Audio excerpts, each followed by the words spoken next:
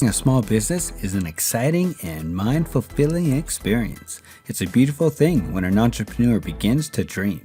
The energy heightens and the confidence levels are mistaken for being egotistical. First 3 questions that your plan should answer. Number 1, what is your realistic vision for the company?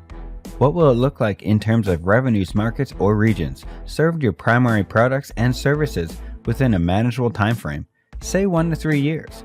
Number 2, what is your point of differentiation or what makes you unique?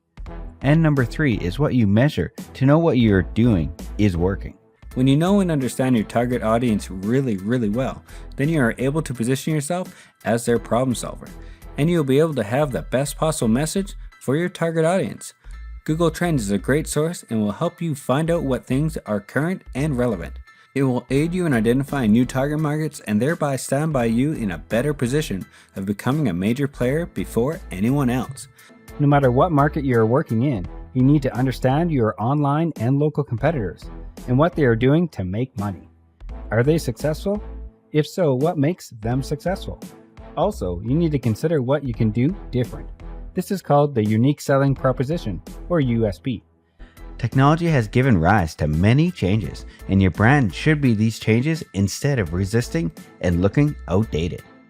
Being flexible yet remaining true to its core values and promises keeps your brand and business current and modern.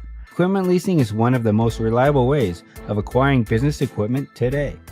Recent surveys in the United States found that about 80% of new businesses obtain some of their equipment through leasing.